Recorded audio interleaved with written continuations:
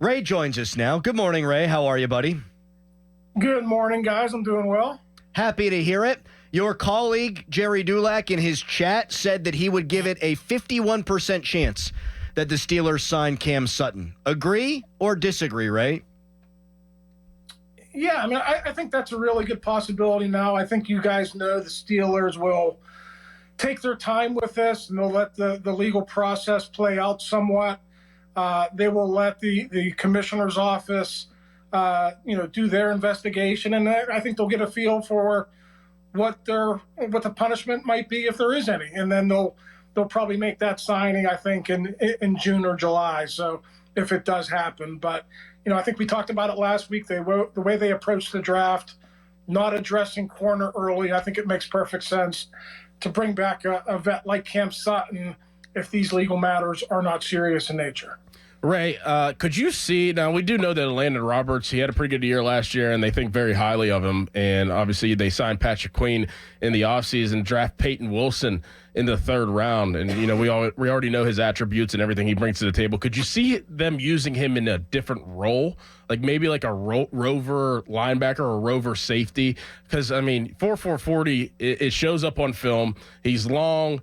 He can tackle. He can blitz. Could you see them using him in special packages and having maybe three off ball and maybe a roam guy around the field being Peyton Wilson?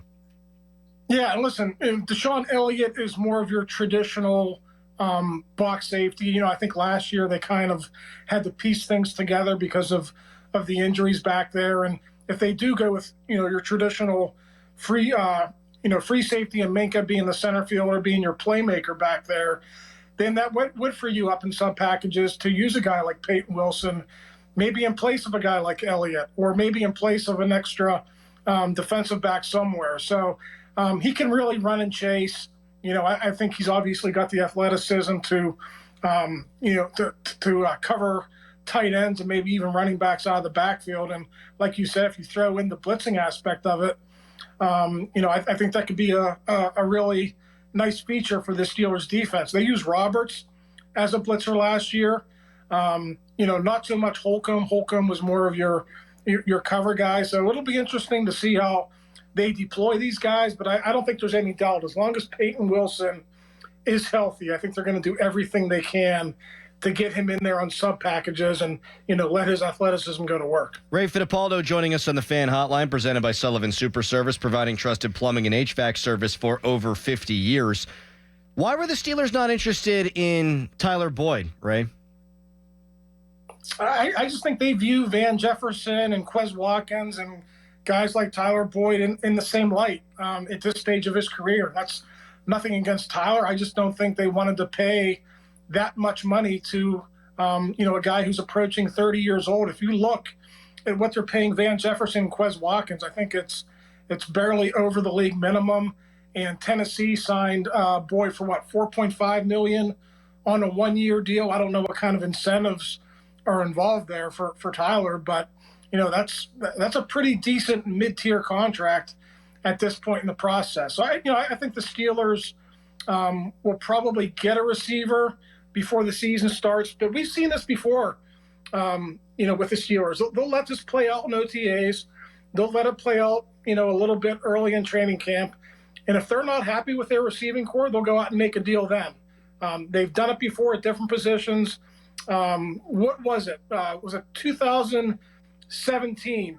Jesse James was your starting tight end. Jesse wasn't having a good camp. They trade for Vance McDonald a week before the season. If they're in a similar situation this year, I could see them doing the same thing at receiver. Ray, I'm going to read off some intriguing matchups for the Steelers this year pertaining to their schedule, and I want you to tell me who you think would be the best fit for the Steelers to open up with. You got the divisional opponents, obviously. Then you got the Chiefs, the Chargers, the Cowboys, the Jets. You got the Raiders, the Broncos, the Falcons, and the Eagles. What's the most intriguing matchup to open the season for the Steelers, in your opinion? I would love to see the Broncos, right? Going back to Mile High, Russell Wilson, they're going to have their big Super Bowl, champion kick off the season. But if you can get Steelers Broncos on a Monday night or a Sunday night or, a 4 p.m. time slot on a Sunday, I think that would be great. You know, some other possibilities. If you do want to open with a division opponent, the Browns are certainly a traditional opener for the Steelers. That's happened like 5 or 6 times in the last decade. But for me, I want to see Russell Wilson go back and face Sean Payton in Mile High Stadium and see how that unfolds. Ray Fittipaldo with us here on the Fan Morning Show. So you say the Steelers, Ray, if they don't like the makeup of their group going through training camp, that they could make a deal like they did with Vance McDonald. Is that enough? Or do they need to go out and get one of these big fish guys like a DK Metcalf? Well, yeah, I mean, I think that's the point. Like, I think they feel like they have enough guys like Wes Watkins and Van Jeffersons, and if they are going to make a move, I think it would be a fairly big move. It would be for like a 1 or a 2. And I think after that first wave of free agency guys, and they clearly weren't going to spend a lot of money on receivers in free agency. So once it got down to the Tyler Boyds of the world and, you know, Mike Williams and all that, they weren't going to freely spend on guys they thought were number 3. So, yeah, I think if they do make a move, you know, they would go for a bigger name. Maybe San Francisco rethinks it. You know, maybe Brandon Ayuk or Deebo Samuel. You know, maybe they put up a stink and they make it known that they want to be out of there in July or early August. So, you know, I think that's probably the domino that's going to fall there. We'll see what the price is. But, yeah, I mean, at this point, going out and getting another number 3 or a number 4, what's the point? I think they got plenty of those guys on the team right now. Ray, I want you to be purely honest right now. And we all know people that overanalyze situations and, you know, speculate and think too far into certain things. Last night, did you hide in your basement whenever there was a tornado warning? Guys, I didn't even know there was a tornado warning. I was fast asleep, so I heard about Crowley, though. How'd you hear about me? Word of mouth? Harry Nicholas Callis. Oh, okay. You know. Thank you, Nick. Thank you, Doran. I really appreciate you guys bringing I just want to see. I mean, Ray, you know, I want to see if he was on the same page as you, and maybe Callis and I are, you know, the 2 dummies that didn't do it. He didn't get an alert. He was not in the path of the storm. Doran, you did not get an alert. You were not in the path of the storm. And Callis, he skips radio segments to poo. I don't trust his judgment. I'm the only sane one on this show.